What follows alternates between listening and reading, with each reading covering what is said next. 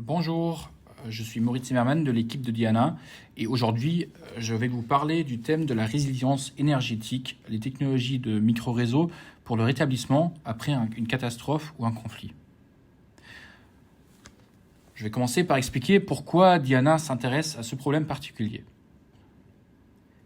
Nous voyons de plus en plus l'impact du changement climatique à l'échelle mondiale, notamment des incendies de forêt plus fréquents, des périodes de sécheresse plus longues dans certaines régions et des précipitations extrêmes. Ces événements risquent d'être plus fréquents et plus graves, provoquant des perturbations et des dégâts dans les communautés civiles. Nos réseaux électriques existants ne sont pas en mesure de faire face à ces phénomènes météorologiques extrêmes. Et lorsque les catastrophes naturelles frappent, nos réseaux électriques et nos autres infrastructures subissent souvent des dommages accablants. La priorité est donc de rétablir le plus rapidement possible les services essentiels, tels que l'alimentation électrique des hôpitaux et d'autres infrastructures critiques, afin d'éviter d'aggraver les crises humanitaires.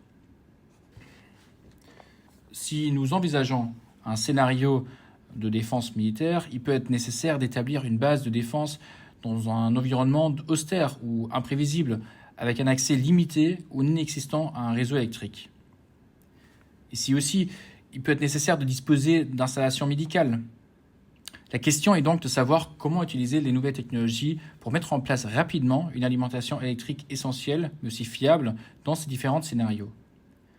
Les micro-réseaux sont une solution. Ils peuvent être considérés comme des réseaux électriques à petite échelle, comprenant de multiples ressources énergétiques distribuées et de multiples charges sur la demande du système. Ils peuvent fonctionner de manière indépendante en fournissant la seule source d'énergie. Ils peuvent être déployés sur des petites zones comme les hôpitaux, un camp ou un campus, voire une partie d'une ville. Nous recherchons des solutions technologiques innovantes pour des micro-réseaux modulaires capables de fonctionner de manière autonome. L'idée derrière les micro-réseaux modulaires est qu'ils permettent une mise à l'échelle et qui peuvent être déployés rapidement. Nous sommes également intéressés par des composantes ou des systèmes interopérables avec d'autres systèmes modulaires similaires. En ce qui concerne les capacités, nous nous intéressons à la production d'énergie primaire ou de stockage de l'énergie. Nous cherchons à intégrer de multiples sources d'énergie locales, renouvelables ou durables, par exemple l'énergie solaire, l'énergie éolienne ou l'hydrogène. Les générateurs d'énergie marémotrice pourraient également être envisagés pour les régions côtières. Entre autres solutions, des systèmes de stockage à haute densité énergétique, tels que les volants d'inertie, les batteries à flux ou les condensateurs à haute rigidité diélectrique, peuvent également être envisagés. Nous recherchons également des capacités de contrôle adaptatif de l'énergie, capables de fournir une énergie fiable et de haute qualité. Les options de détection et de contrôle capables d'identifier et d'isoler les défauts ou les dommages et de minimiser l'effet d'un événement perturbateur et le temps de rétablissement serait le bienvenu aussi. Dans de telles circonstances, la capacité à se reconfigurer de manière autonome pour assurer la distribution ininterrompue de l'électricité aux charges prioritaires serait bénéfique. Nous intéressons aux systèmes de contrôle qui peuvent optimiser la distribution de l'énergie et la charge des systèmes de stockage d'énergie pour une plus grande efficacité. Enfin, nous recherchons des solutions novatrices qui assurent la protection cyberphysique des composantes et du fonctionnement du micro-réseau. En résumé, nous recherchons des capacités réellement innovantes qui s'appuient sur des solutions de haute technologie. Ces solutions doivent se situer à un niveau de maturité technologique de 4 ou plus élevé. Toutefois, nous prendrons également en considération des technologies moins matures, si elles peuvent potentiellement avoir un impact important.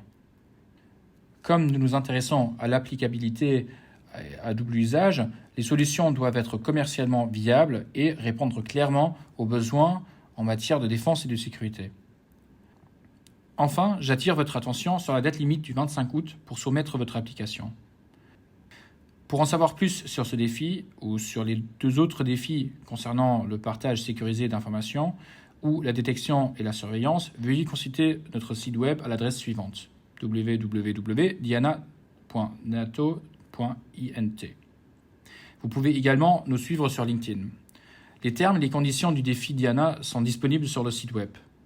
Je vous encourage vivement à télécharger les deux modèles, le diagramme quadratique d'une page et le document d'application de 4 pages.